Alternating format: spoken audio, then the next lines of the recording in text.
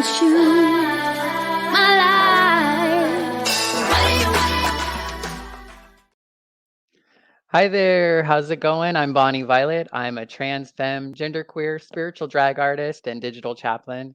And in case you don't know where you are, you have found yourself at Drag and Spirituality with a special series that I'm super, super, super excited about. It's called Idaho Drag Is Divine. And so this is the second interview of about 7 or 8 because the cast is building. So be sure to check out the links in the description to see who's up next. Most every like Saturday, Sunday, Wednesday, and now Friday for the next 2 or 3 weeks has a guest. All the guests are someone who are currently living in Idaho or maybe once did. And so I'm super excited about like the diversity within the group and just, yeah, I am, as you can see, I'm super excited. And I'm really excited about our guest today, Miss Cali Je, who is in Pocatello. I'm going to bring her on in a second. Yeah, I think I'm just going to do that. Let's go ahead and get this thing going. So our guest today is Miss Cali Je. I said that right? No. No, darn it. I felt like No, it's fine. It's fine. I told myself to ask you first, and then I it's didn't. fine. It's Miss Cali Je. And Cali instead of giving you Je. the long backstory, I'm just gonna remind you. It's G, like Jesus. Oh, is that's it how I put like it. Jesus? It wasn't originally. It was Oh. actually just a G. It was actually just a G. And then Okay. they spelled my name wrong with the Idaho State Journal, yada yada. But yeah. Oh, I got you. Well, we got off to a great start, right? It's always the worst to say somebody's name wrong, so I do apologize for that. Do you want to go ahead and just give like a little brief intro to yourself? Yeah, I'm Miss Cali Je. I live here in Pocatello, Idaho. I have since 2013. Oh goodness, that's 10 years. 2013. I started going to college here, and I left. I had like a brief mistake in Oregon that I hold dear to my heart, and then I came back. And yes, I've been part of the local community here. I am the president of Reading Time with the Queens, which is an organization that reads children's books to kids and families, with an emphasis in teaching us all how to love and accept ourselves and others. And I also am a member of Trinity Episcopal, which is just across from Pocatello High. Awesome. Thank you for that. Thanks for helping us get going. And for folks who are listening to us or watching us, feel free to engage if you're doing it during our live airing. We'd love to hear from you if you have questions or comments, if you want to tell us we're beautiful, whatever it is you want to do, feel free to do that in the comments. If you get not cute, we'll get not cute back, but not really. We'll just ignore you. But that's not a challenge. Anywho. Let's go ahead and just get right in there. I often say I'm not good with foreplay. So let's talk about your childhood. Yeah. So let's unpack. Yeah. Can you tell me a little bit about just kind of what your experience was with spirituality, like kind of what you were taught as a young person? Yeah. I grew up in the Treasure Valley, so Meridian, and then Nampa. I went to school in Nampa. I grew up Baptist, so I went to a church in Meridian, and it was a very evangelical church. So that's kind of how I developed my Christianity. And it was very much like praying the believer's prayer is how you like start your journey, and I did that very young. And I, being a queer person, it was really difficult to progress through my childhood in that sect of Christianity, as it is for many people who just aren't accepted in their home churches. So as I grew up, I found it really difficult to be there. I got really interested in musical theater. I found out, like, I developed the language of, understanding queer identity. And so once I realized that was me, I hid it away from myself immediately. And I just started kind of searching. I started going to a Nazarene church for a little bit because there was a girl there that I thought was really cute. Turns out I just really wanted to be her. And There's a story there, I'm sure. Yeah. And then, hi, Darren. I I just was kind of falling out of Christianity for a little bit. The first thing I wanted to do when I went to college was find queer people so that I could, relate to them and explore more of myself and things like that. Mm-hmm. I went to a Presbyterian church, but it wasn't until I was invited to be a part of the church choir at Trinity Episcopal by my good friend Trent that I found my church home. Mm-hmm. And I was really able to explore my identity as a Christian and a gay person. So that's a brief overview. Yeah. So did they speak about LGBTQ folks when you were growing up, or was it just like for me, it was just never talked about? Right. So it was like, I think they probably did in hushed tones. It's certainly not now where it seems like it's very brazen, right? Yeah. That's like a platform. It's on the agenda. Yeah. We're like, we're going to talk about this today. Yeah. It seemed to be, I didn't really understand what being gay was until I was a teenager and I was forced to like grapple with the world as it was. And yeah, but the thing is like, because there is no way to understand that and no one's having conversations about it. Yeah. The homophobia is certainly still there. A lot of it's implicit. And some of it was explicit. I remember kind of like one of the last tries at me being a teenager at my Baptist church. I was at a youth group, and I was also in Cats at the time. And they they said, anytime you get the moment, you can do these stretches so you can get better at ballet. And I was a teenager and I had certainly not done any ballet and I wasn't that good at it. So I was just like, no one's talking to me. I'm going to go off in the corner and like do these stretches up against the wall or whatever. And oh my goodness, childhood friends I'd had since my family moved to Meridian when I was like 2 let themselves feel like they could tell me who I was at that moment.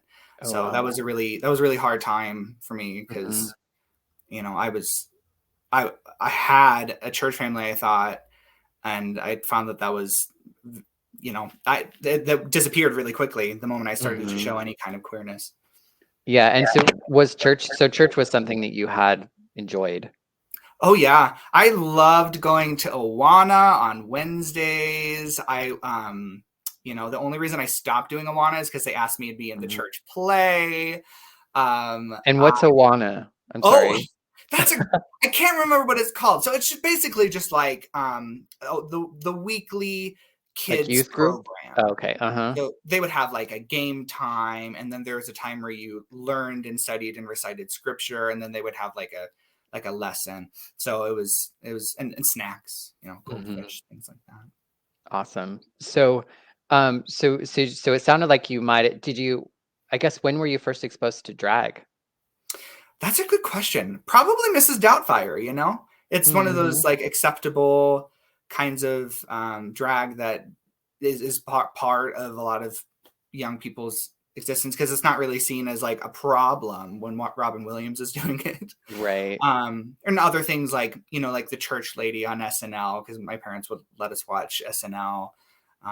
But I didn't really understand that drag was an art form in and of itself until I was in college and I had friends that were showing me RuPaul's Drag Race, which had been on for a couple of years at that point.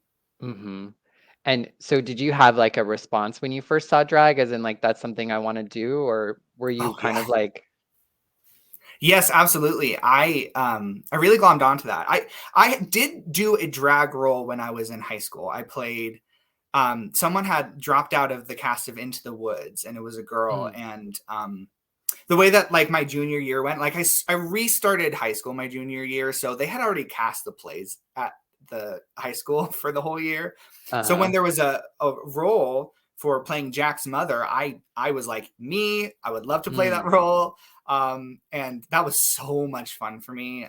But I remember like really fighting against like the type of femininity they wanted me to do. I remember the director, who was my friend, was like, you need to get like really big boobs. Like you're going to play like a boisterous old woman. And I was like, but what if I want to be pretty?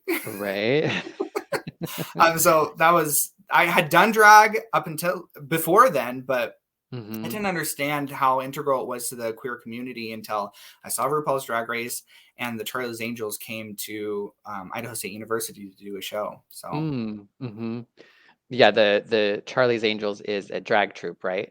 In yeah, they're the drag troupe. Well, not the only now, but at the time they were like the drag troupe the of drag troupe, yeah. Charlie's and Pocatello. So you were saying, so in high school you were doing drag? I did drag once for a role, and I feel like my family was like, "What's going on here?" But like, my mom knew that I loved Into the Woods. I remember Mm-hmm. watching it together with her. We ended up being, when my music theater had done a production of it a couple years prior, we ended up being stagehands. So she knew like that was like a thing, and I'm sure she'd heard me like quoting the lines of this character a lot. So Yeah. I felt like this was my time, you know, to Mm-hmm. show who I was through this character. And I didn't really want to do like a mean portrayal of her. I just really wanted to do comedy through that gendered performance. Mm-hmm. Yeah. So how would you how how would you compare it to the way your drag is today? It's a good question. I think I still kind of tend towards the comedic side. I certainly like outfits that are a lot more colorful, and Mm-hmm. you know, a lot of the drag that I end up doing is for reading time. I think that I try way harder on a reading time outfit than I do for anything at like a bar Mm-hmm. show. um, and I think a lot of it is just theatrical, right? A lot of the Mm-hmm. things that I'm doing, I'm a singer, so I do a lot of singing at the club, and that's not something that every drag performer does. So Yeah. it's Mm-hmm. unique in a lot of spaces. Um, and like last night, I was doing a number that I with a friend of mine, Ophelia, and I described it. I was like, okay, let's go and do a piece of theater, because it wasn't just like going out. Not that there's anything wrong with this, of course, Right, because that's right. funny, but like going out and doing a lip sync number. We were lip syncing, but we were telling a story about two people that were getting together and exploring their queerness for the first time. So that was, Mm-hmm. yeah, I think that I've held true to that. Well, and was that at a bar? Yeah, I was at Club Yeah. Charlie's. Okay, cool. That's great. Yeah, I mean, I think that's one of the things I love about having these conversations too, because I think when people maybe only see RuPaul's Drag Race, they only have like a one idea of maybe what it would mean to do drag. Right. So so you're talking about what kind of story were you trying to convey? What was So the have you heard this? Do you know Chapel Roan? I don't. Okay, she's a wonderful newer artist, I believe. Mhm. She has quite a few singles out, and this one song, "Naked in Manhattan," is about having like a crush and just coming into uh, your queerness as like a young lesbian. And Mhm. so that's what we were doing, like this scene where we're sitting there like watching essentially like Mean Girls or something, like something that we really like, and then you know end up getting to know each other a little bit better. Yeah, yeah. When did you get into reading time? Like what drew you to that? Right. So reading time was actually a project so I had run for a pageant called Southeast Idaho Gay Pride Pageant. And I had won the youth title because I was 20 at the time. Yeah. And I had done it with my friend Zaornia, and also Marina Zirconia.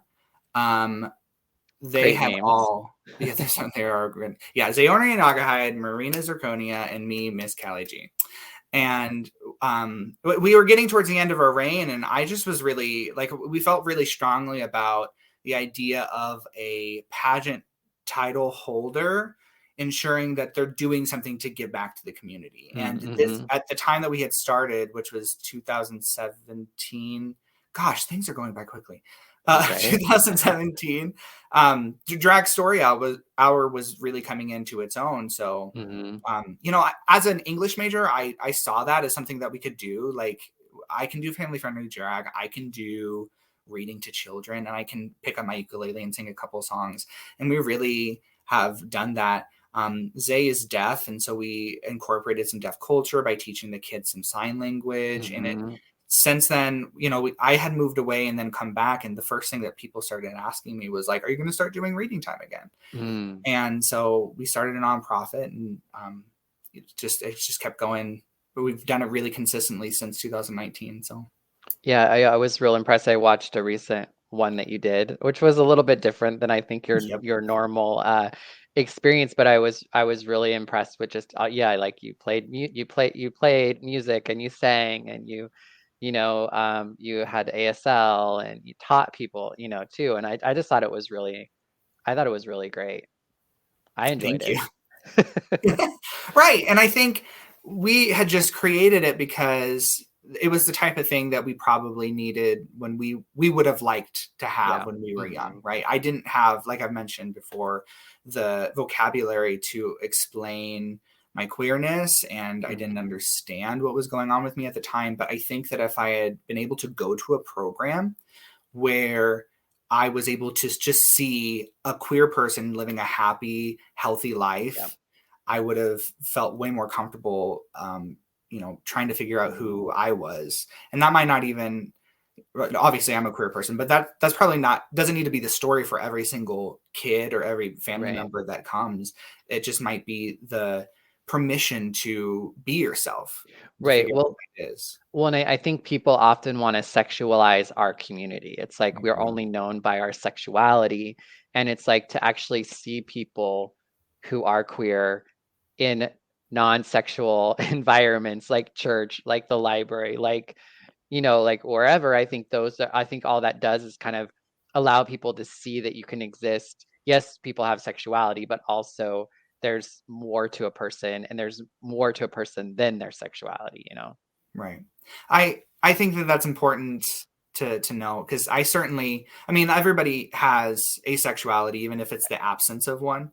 Hmm. And for me, my queerness really lately has just been more about community and Mm. culture and understanding who I am in relation to the world. And it's really less about sex or Yeah. who I love. And I want people to see that part of us. I want people to see that we have vibrant communities, and that we hold events for each other, and we try to uplift each other, and we Hmm. explore our gender, we explore our faith, we explore lots of different facets of ourselves just by being together, and Yeah. bonding under this LGBT umbrella that we've been um, under for Hmm. decades. So Yeah. So how is it that you identify? It sounds like you identify as queer. Are there any other labels you would place on yourself at this time of yeah. your life? I would just say that I'm from day to day, I'm a gay non-binary person. Hmm. Um, and from day to day, I always say, like, if I get like a name tag, I always put he, they, she, which I think is a little Hmm. jarring for some people at first, because it's just not something you see a lot. But I always put contextual next to it, because I Hmm. want people to remember that there are certain times where you can use certain pronouns with me, and certain times that you shouldn't. Right? Gotcha. When I'm at work, he and they is way more appropriate than she. But when I'm in Hmm. drag, if you call me he, I'm gonna have a problem. Yeah. Yeah. So, but I don't really identify with maleness or being a man. Hmm. So, why I like the pronoun he, that's not something that is tied to any kind of overt singular masculinity, if that makes sense. Yeah. It makes total sense to me. I think there might be some folks who who don't quite understand that, but I totally get what you're saying. How would you say that drag relates to you were talking a little bit more around gender. How would you say it impacts your gender, if at all? I think drag's really afforded me the ability to explore that part of myself. Hmm. I'm way less concerned about seeming feminine from day to Yeah. day, which is so liberating. I just remember growing up and having your gender policed all the time, wearing certain things. And hi, Haley. um wearing certain things, and or like not wearing certain things, or like portraying yourself, how you stand, how you put your shoulders back. And I think when I get in drag, I feel wonderful and pretty, but it's not something I want to do on the daily. Yeah. And it's not something that I feel comfortable being in all the time. Last month, I knew that we were going to get a lot of attention for reading time. I didn't know what kind of attention, but in January, I had actually planned on not being in the reading time program. But after we had, some things had happened locally, and I felt like I needed to be there. And I ended up like being in the program eventually. But it was like a thing, like last minute, the night before, I was like, I need to be in drag at this event. It's going to be weird if I'm not. It's part of my armor. It's part of, it helps me feel more powerful in a way that just being normal me, whatever that is, just doesn't, right? It's like armor is what I kept saying. Yeah, I can relate to that as well. How, I guess I'm gonna jump to spirituality a little Let's bit. do, yeah. Where does spirituality land with your drag? Did they ever feel like they couldn't exist together, even in like your, I guess, a nowness? I think that there's certainly a period where, hi Colin, it's just all my friends sending me hearts. Isn't this so nice? Good. That's good. There was certainly a period of time in my life where I felt like my queerness and my Christianity did not mesh, or I was trying to figure out how to get them to mesh. And that's been a journey in and of itself. For my drag, I think that I've been very privileged in being afforded, since I've started doing drag pretty seriously, the ability to not have to hide that part of myself. I'm very grateful to be part of a church community that knows I've done drag, that I do drag. I've been very privileged to be part of a Christian community that embraces it. When I lived in Corvallis, my priest was like, you should like, we should do programs for the kids here at the church. And the church board let us use a room there for a reading time once for a fundraiser. In 2020, February 2020, we had gotten also a lot of attention for reading time. And a moment that I will hold dear for my entire life is the priest came up or had me come back from the choir loft and blessed my work and the work of our program, up there in front of the altar. And it's what a difference from being scared to be who you are in the church that you grew up in to finding a community that is not going to bat an eye or turn you away, and in fact embraces and blesses the work that you're trying to do to make the world a better place. Yeah. Well, it's so powerful and healing to be able to kind of like be back, like to be able to come as you are now, especially as someone who thought to be or was told that you weren't eligible or worthy or even had God in you anymore, to be able to exist in how you are now and loved in ways that you were before.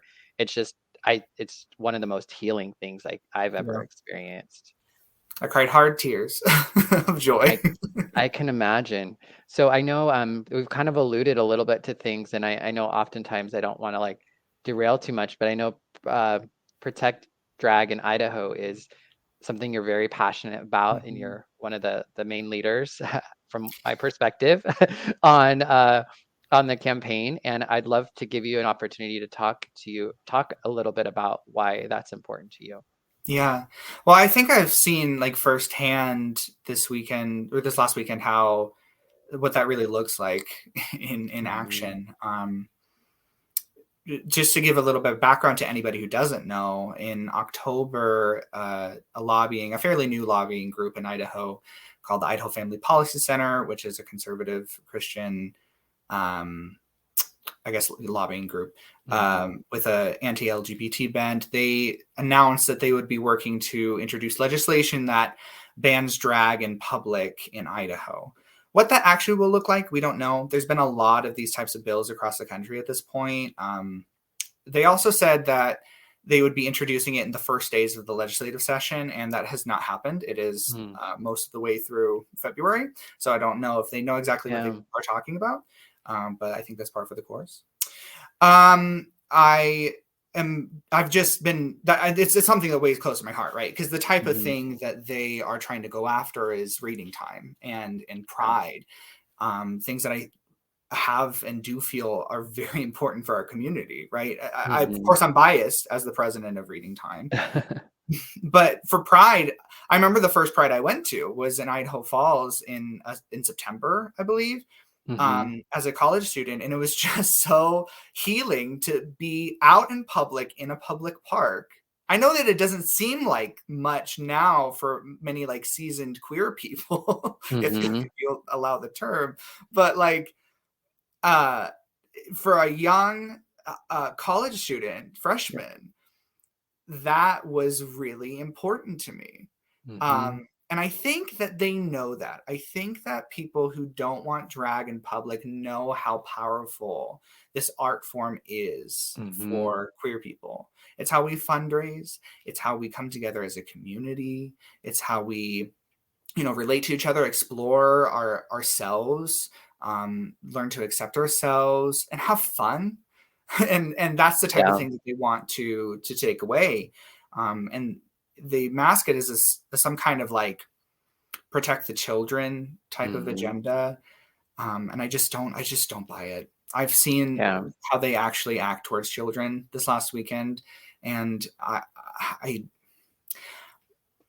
think there was a time when I felt that our dissenters really were concerned about the children. And I was able to connect with them on that because I am concerned about the children too. Like I've said already, we're trying to create spaces that we knew that would have helped us when we were younger.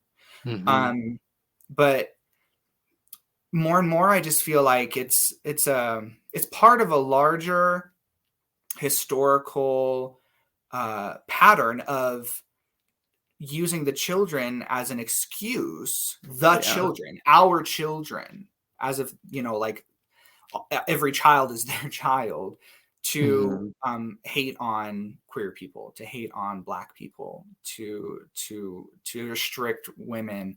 And I'm hoping that, so when that started, I was trying to think of ways that we could like fight it, and just getting people together so that we could figure it out. Activism is not something that I have had a lot of experience with in the past. So it's really, really new territory for me. And I almost feel guilty that a ban on drag is the thing that's gotten me off my seat and into the proverbial streets. But I've been really blown away by how much everybody's come together and work together to do things like create postcards and send them to our legislators, or write letters on the protecting drag issue, and also ensuring that trans kids can get the health care that they need, that they're able to use the bathroom at school, that they can access stories about themselves in libraries and schools. Like, these are all very important things, and it's all part of the same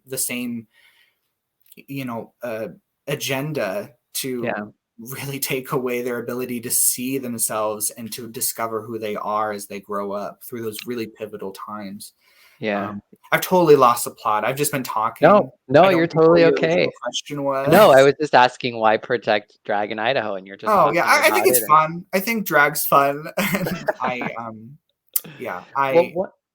One of the things that I was impressed by is recently the folks decided to do like a sit-in and take all this space so the kids couldn't be there to hear the stories or whatever. And my first response was kind of like, okay, when are we going to go sit in their church, and take up space in their church? And I really liked your response about just like, well, and because I feel the same way. Oftentimes we want to fight fire with fire, or that sort of thing. And I never really saw myself as that person, but I definitely, when I saw what happened with your event and what was going on, like that's what I wanted to do, and I was impressed with your thoughts. So what's your response to how people are coming? Like, guess what's your response to that?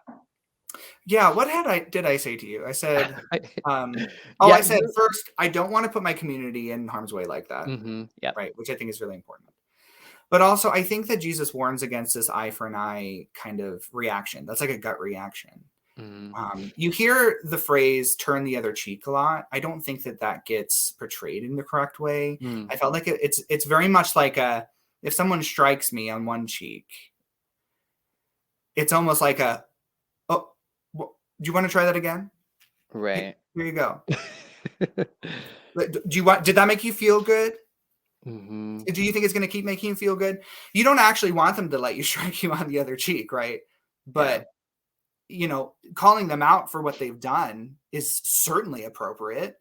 Doing Mhm. the same thing to them, I don't believe so. Yeah. And I believe in the Baptist ability to congregate. I believe in their right to have their own space, and I just am asking that they respect our right as well. Yeah. So, Yeah. Oh, but bravo. sorry, and I'm not saying this just like because yeah, I think that's a normal reaction. I think a lot of Mhm. people have said the same thing, and I've been in a Baptist church. I grew up in one. I don't want you to go Yeah. there. That's not fun. Yeah, yeah. It's not a fun time for you. That's not going to be healing. That's just going to make you more angry and sad. Yeah. So on a larger note, I've just been really trying to think about, especially with stuff with reading time, how we're going to protect kids. You Mhm. know, I'm truly worried about it. I don't want kids to be in the middle of some kind of fight Yeah. between adults. And I don't think that it's their job to pay for our sins and our Yeah. inability to get along. Exactly how we're going to move forward with that. I don't have an answer for that at the moment, Mhm. but we're searching for one.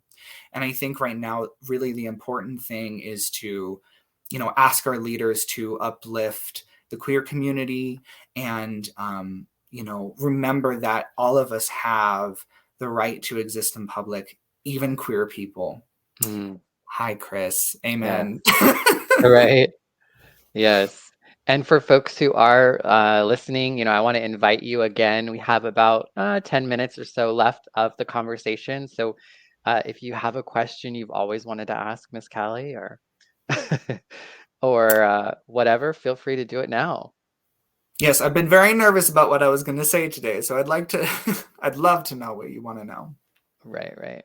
Well, and I think it's interesting how like you still like yeah, it's such an interesting time, I think, in Idaho in particular, and with everything that's going on. And I know as somebody who didn't live in Idaho and now living back in Idaho, it's definitely a little like there's so much progress and there is so much great community to like you were talking about to like there was like chosen family, and we really are. It's just a beautiful, rich, like community. It's great that because yeah, I mean, I don't know, just getting embraced with that. Sorry, I'm rambling now. No, I completely agree. I think I've been very impressed and happy by how the community has come together. And I think it's really interesting because I can't sit back and say, I can never say that the people who sat in on reading time last Saturday didn't win, because they accomplished their goal, which was to make sure that children weren't able to attend our event.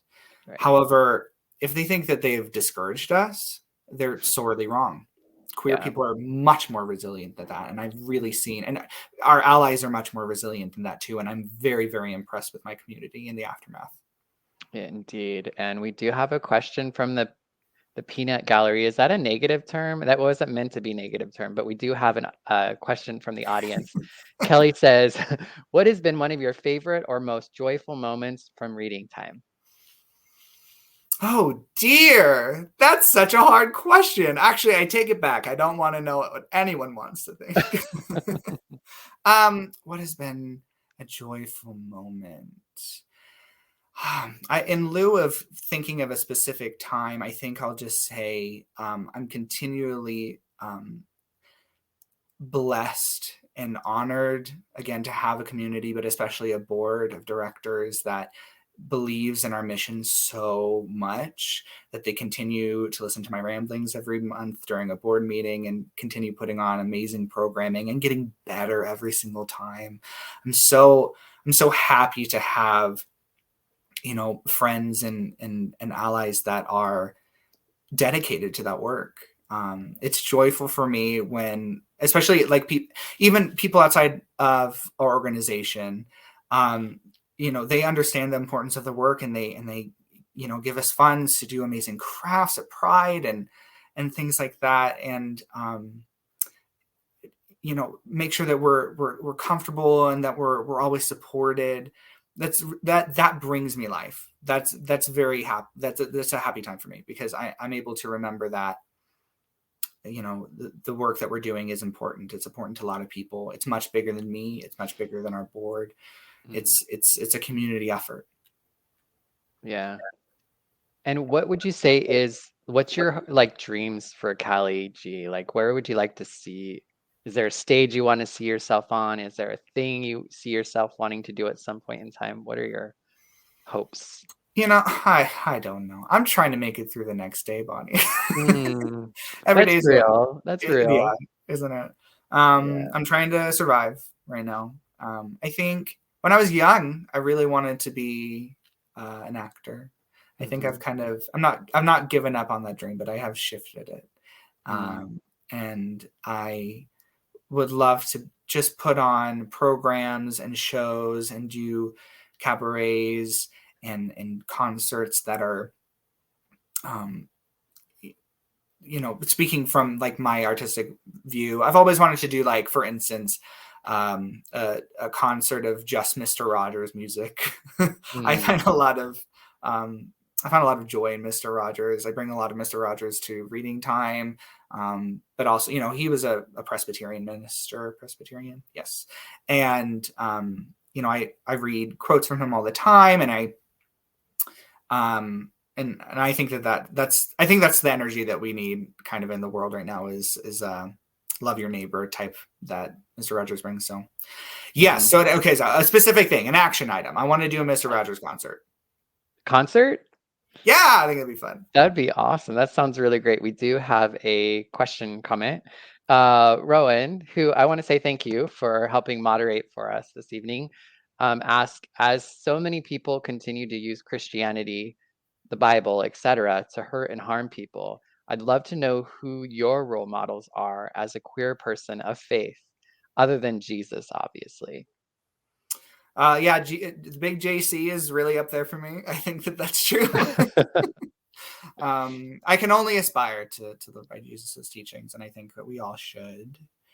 I just mentioned Mr. Rogers. I think that's a big person, big one. I try to really emulate. I had a priest in Corvallis. His name was Father Simon, and I was just really impressed by how he was very resolute in his beliefs and his view of Christianity, and even at the not the behest. What's the word I'm looking for? You knew that there were people in the congregation that disagreed with the things he was saying from time to time, and I found that exciting. I found it exciting to have a faith leader who was, challenging our preconceived notions, or maybe the things that we had grown up with as Christians, and forcing us to look at it a different way or be better, and expand our understanding of who is our sibling in Christ and things like that. Of course, I also really look up to the priest at my church, Father Don, Diane. We don't really call her Mother Diane, Reverend Diane, and Reverend Haiti. They're people that I look up to, and I ask for spiritual guidance from time to time, and they don't always have the answers. And I think that's also really good. I think that's also really good because they're able to help us talk through things, and they have a knowledge that I just don't.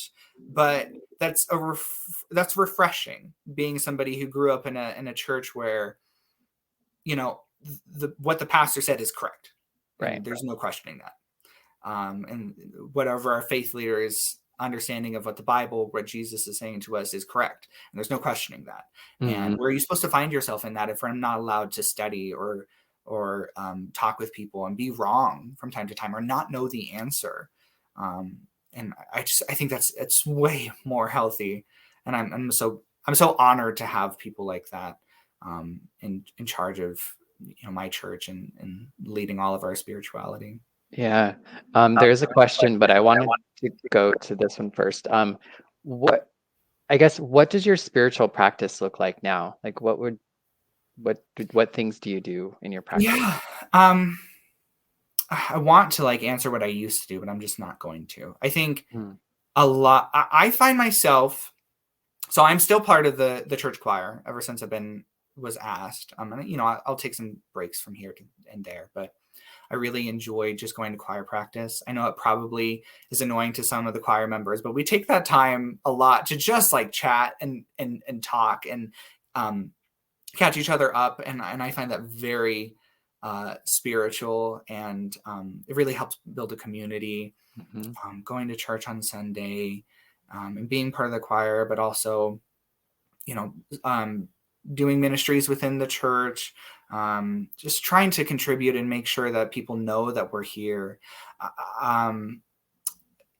As far as I feel like a normal answer to this question might be, maybe not normal, but a standard one would be right. A standard one would be oh yes, I pray here and every night, or I read my Bible. I've really moved away from that kind of that practice, because I get really tired of when people work really hard to memorize Bible verses out of context, or pray in public. And I just feel like it's very much just it should be a private thing. What I've really realized in my adulthood is that sometimes I know that I've been spoken to by God, here in my heart. Yeah. By sitting, kneeling, or just being in my car and driving and talking. I think that that's a perfectly valid spiritual experience. But I think a lot of the time, the way that God talks to me is through people I know, and people that I respect, and people that are my friends. That, and especially people who are on the walk with me, knowing that God put us here on earth to be in community with each other. So why would God not speak to us through those people as well? Yeah. So that's a lot, and just trying to remember that the actions that I do from day to day really do affect people. Trying to remember that the work that I'm doing is supposed to be furthering God's kingdom here on earth, and ensuring that everybody has a place at the table and is loved is a lifelong journey. And I certainly don't think that it's a thing that we can do, any one of us, but knowing that I have a community that is striving for that is very spiritual. And that's the type of spirituality I practice right now. For sure. And it sounds like it bleeds out into the rest of your life as well, which is fantastic. Not just when you're in the church building or with church people. It sounds like it's happening in reading time, and when you're at Charlie's performing, it's something that I'm sure goes with you everywhere. Angela has a question. Ideally, what does reading time look like in a year? That's a wonderful question. These are things I should ask myself actually more often. It's right recorded now, so you can look back to it. Right now, my goal is in existence. That's what I want reading time to look like. But when we're at our board meetings, we talk and we say, what did we do good, and what could we improve upon? And I think that that's really helped, because I see us really trying to be mindful of the things that we're saying, the books that we're sharing, and having a conversation about how the material comments on itself. What are we trying to teach the kids today? It's more than just about our next program is going to be about sewing. It's more than about sewing, or it's more than under the sea. We're learning about friends. We're learning about persevering, things like that. So I think just strengthening that commitment to messaging is one thing. I would hazard to say any additional programs. Right now we do 2 a month on the same Saturday. So it's a lot of early mornings into the afternoon. Yes. And I don't want to put more work on our board members because that's a lot. But I think even throughout the pandemic, we've been fine tuning this program. And I think it just needs some more fine tuning. What I'd love to do, I've written a lot of songs for reading time, and I'd love to finish an album of those songs so that that'd be other fun. drag story hours and other programs like ours can use that music during their program. So if there are any producers in the audience, anybody who comes across here. Yeah, I mean that's all fantastic. And I had a comment. And how can folks support you or support reading time? Me, I should say, I just want to give a big shout out. I did not ask for donations after this last weekend, but people have found it upon themselves to do it anyways. Reading time does not cost that much to put on. I should say that, it's the things time and energy, girl. It's a lot of time and energy. Yeah. A lot of the things that we spend money on are like craft supplies and advertising materials like posters. And that gets really spendy, of course, during Pride season and things like that. And I like to buy, gifts for the kids, seasonal things during Valentine's and Halloween and Christmas and things like that. But if you do give funds to reading time, just know that they're not going towards costumes. I pay for that myself. It's not even going towards books. I buy the books, they're my books. I have a children's library downstairs. And the money is going towards the cost of operating. I'd love to see us get really better at representing deaf culture. I think that we've kind of come to a reckoning in our organization about how we've been going about that. I think that's on the docket, is making sure that we're, being able to pay for things like interpreters. That'd be really great to be able to do long term. And how can people support me? I would just say, there's nothing that I can say that I need except for my community to be thriving. So, let your local library, wherever you are, let your local libraries know that you support them. Let your state officials know that you want free speech to be upheld, that you want specifically queer people to live comfortable lives in your state and in your nation. And I think that'll help me a great deal. Definitely. And we are pretty much out of the time. There is one more question that I don't know if you can see it. Is that something you want to respond to right now, or? Yes, I'll respond to it. Okay. So Teresa says, can reading time in Pokey, that's short for Pocatello for folks who might not be from around there, in Pokey be moved to a private business or home so that further problems can be avoided? The answer to this question is, of course. We already do our Idaho Falls program at a wonderful bookstore called Winnie and Mo's, for whom I have only respect. Right now, I think that while it's certainly not outside the realm of possibility, the concern of the community is for making sure that the legitimacy and the integrity of the library is upheld. So I am always thinking about kids first. And I think that it is highly possible that if we did move to a private place, that it would be a move that we were making out of, how do I want to say this? We would have to move not because we were running from the library, but because we were running to a bigger, more bright program. So I would say just, keep tuned in and just know that we're always thinking about maintaining the safety of our community first. Yeah, that sounds good. Thank you for that question, Teresa. I know that's on a lot of people's minds. Yeah, definitely. And then Angela has I think a comment. I'll go ahead and share that. Angela says, you can write kind words to RT. I'm not sure. Reading time. Yeah. Reading time. And you can speak gently to family that might have the wrong idea about the program. Awesome. Yeah, that's a lot of emotional labor that is difficult for me to be doing. But if people feel like taking that on. Of course, that's wonderful work. Kind, respectful conversations with people that are close to you is really important. Mm-hmm. Yeah. Thank you. Well said. Well, we are all out of time. Is there anything else you'd like to say before we go that maybe you didn't get a chance to speak to, or you just want to put out into the world? I think I said everything that I want to say. I hope that I don't regret saying that I've said everything that I want to say. But if you want to go, if you do want to see programs, maybe you don't have children, and so it wouldn't be appropriate for you to see programs. You can go to YouTube, type in Reading Time with the Queens. You can see a large catalog of programs that we put on over the years, so you can learn more about our program that way. Awesome, great. And for folks who are coming across this at another time, you can look in the links in the description and reach out to Miss Cali or learn about Reading Time as well. Also, I wanted to invite you, Miss Cali Je, if you're available, to come to the Dragon Spirituality Summit. Basically, I host a summit every year where drag artists get together and do spiritual stuff.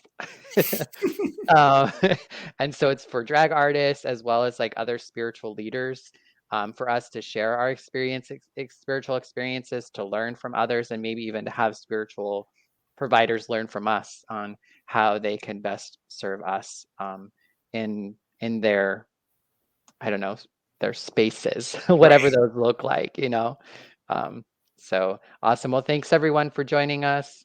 I think I'm going to go ahead and say goodbye.